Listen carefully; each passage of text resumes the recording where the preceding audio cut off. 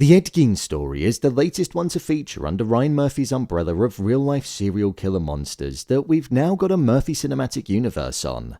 At the time, Dahmer became one of the most watched TV series ever on the platform when it released in 2022. And last year, with the Menendez brothers having a show about them, it was rather underwhelming as it felt like the darkness that Dahmer embodied wasn't really present. So, with Ed Gein, killer from the 1950s, being selected, I was wondering which direction it would go in. Would it be more on Murphy's animated American Horror Story side, or would it be on the monster side? And sadly to say, it felt like it went down the American Horror Story path, especially when looking at that final serial killer dance scene. With me finishing the show and being a bit underwhelmed, I wanted to call out why I feel this 8-episode series was a mess, and why when compared to the likes of Dahmer, it just didn't quite land the same. Here is why Monster, the Ed Gein Story, is a mess. The inappropriate nature of the tone. One thing that's often been questioned and criticized when making these shows is that the tone of them ends up getting lost. For example, with Dahmer, we were almost made to feel sorry for him and it humanized him by the end despite the fact that he had 17 victims. With the Menendez brothers, it kind of had the same effect and there was almost a mass outcry for them to be released from prison. And with this one, it kind of followed suit too. There were a few things that I thought the show got wrong with the tone. First off is how they actually made Ed Gein out to be Leatherface on occasions in order to connect him to the movie franchise that was created due to the true events that happened with him. Having him slaughter 2 men with a chainsaw in the woods after chasing them down, who it isn't actually confirmed that he killed by the way, in order to drive up the kill count in the show and then have him dancing around with the chainsaw due to excitement. It just felt like something that was over the top, animated, and just a bit wrong. When making these shows, I always feel like the fact that these killers were real people is something that needs to be at the heart of it to keep us grounded, respectful, and understand that evil lives among us. However, with that scene, it just took me out of it completely, and we might as well have been watching a Texas Chainsaw Massacre movie. The movies were based on him, which is fine to say and show, but that was just too over the top as he embodied the character.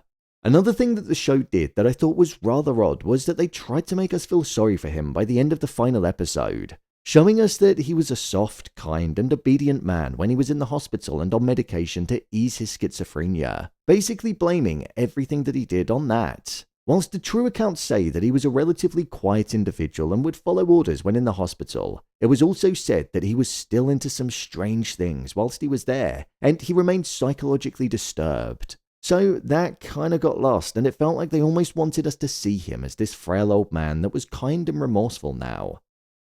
This man was a sick individual who carved up 2 women, made furniture out of them, and also did the same for bodies that he dug up from their graves. Pair that with the fact that he's also rumoured to have killed even more. This isn't a man we should be humanising or feeling sorry for. The final nail in the coffin for me when it came to the inappropriate tone though was the serial killer Avengers that we had formed right at the end, where the likes of Manson, Kemper, Speck, Bundy and Brudos were there, just dancing around Ed Gein as he went into the afterlife. Along with that, the dance party that was taking place just felt so confusing. It almost felt like this show didn't know whether it wanted to stick with realism throughout it and be as realistic as possible like it tried to do with Dahmer and really lean into that darkness, or incorporate things that just felt strange and weird. I know he suffered from a mental illness and the visual representation of that was all of the things that we were seeing, but I just don't think it was needed. Dahmer was the closest the show has ever been to showing us a fully fledged monster, and this had the potential to do that, really leaning into the darkness that was within his mind, but it's like it was almost used as a prop.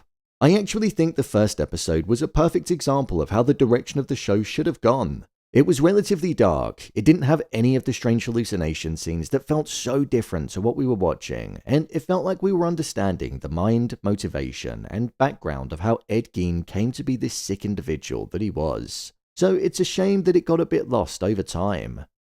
The Inaccuracies. With a show like this, I feel it has to be accurate.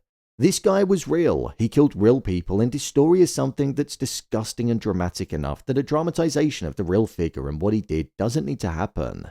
This show was full of inaccuracies when it came to the likes of Adeline and Ed's relationship together, the killing that Ed did of the babysitter, Evelyn and the 2 men in the woods which aren't confirmed. As well as that, his involvement in helping uncover Ted Bundy as this serial killer wasn't true, even him receiving letters from Richard Speck. Him killing his brother also isn't confirmed either. It's been speculated that it was him, but it wasn't confirmed, so I thought it was strange that they just ran with it that way. It's almost as if the show was just increasing the kill count to make Ed seem like a far more dangerous individual, when in reality, he was a monster. They didn't need to add in all of these inaccuracies and extra killings to bulk out the story. The fake Adeline story. Adeline was a character that I didn't mind at the start, but as the episodes went on and I started doing some research, it just turned out that everything we were watching from her was basically fabricated and pointless because it didn't actually happen.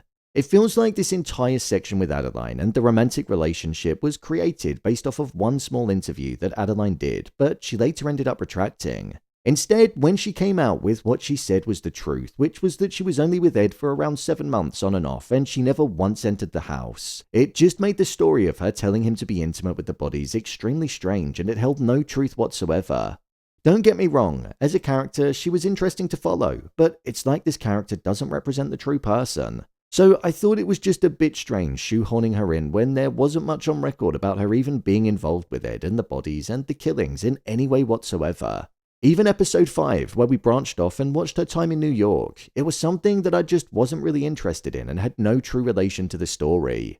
If anything, it felt like that was done because they needed more story to fill up the runtime, as episode 5 and 6 felt quite light of Ed Gein as it mainly focused on the previous time periods. So, to be honest, most of Adeline's story could have been cut, and I wouldn't have minded because I just didn't really care.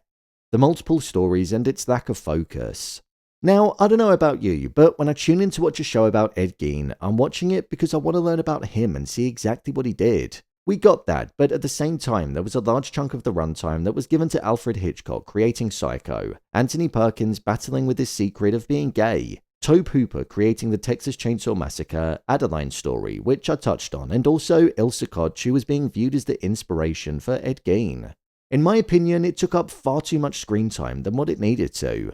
Don't get me wrong, I thought the commentary about society changing and its fascination in serial killers and the spin on the horror genre was interesting, because as much as it was present back then, it's still present now because of the way that we wait for these types of shows to come out, but it just felt like it took too much away from the Ed Gein story in my opinion. The jumping around became a bit jarring, and there also wasn't really any resolution with the likes of Hitchcock or Perkins, which I thought was a bit strange because they got a massive focus during the first few episodes. I understand why they were included, but I would have preferred it if again it stuck to the realism side of things and didn't have the cuts to other timelines, the hallucinations that Perkins was having, and also the on-the-nose reference to how society was changing when realistically we could pick up on that ourselves. It felt like the show was almost talking to us in a way and justifying our interest due to the backlash that Murphy faced over creating these types of shows and the fascination that we as an audience have had with them, so I wasn't the biggest fan of that. By constantly cutting away, I feel like we'd be away from the Ed Gein story for large chunks of time, and it ultimately disrupted the flow of the show, and just made it feel less immersive to a degree. It was also disruptive because it wasn't consistent. Right at the beginning, there was a large focus on Ilsa Koch and how Ed was inspired by her and wanted to be her, when in reality, that wasn't the case at all. But then it just sort of faded during the midpoint in the season until it showed her death. I'd even say the Ted Bundy one at the start of the final episode. It wasn't needed because Ed Gein never helped uncover Ted Bundy, but in a show where there was lots of movement, I just found myself questioning where it was that we'd end up. My conclusion. Overall, I think the show was a bit of a mess. I think it started well with the tone that it established and the direction that I thought it was going to go in. But over time, it just became a bit of a fever dream, and by the end of it, when you look at this shot, you're almost questioning if you're watching the same show as when it started, or even the same series that Dahmer's a part of. I don't think Dahmer will be bettered by any other series that falls under the monster umbrella. It was different at the time, it was heavy, it was dark, and the environment just felt so real. Ed Gein had potential, but I feel it failed to deliver, which is a real shame. I'm on the fence about whether or not I think it's better than the Menendez brothers show. Overall, I'd say I probably preferred the Menendez brothers depiction, so that puts this installment in last place. So, there you have it, why Monster the Ed Gein Story is a mess. What did you think of this series? Share your thoughts in the comments. As always, thanks for tuning into the video and I'll see you in the next one.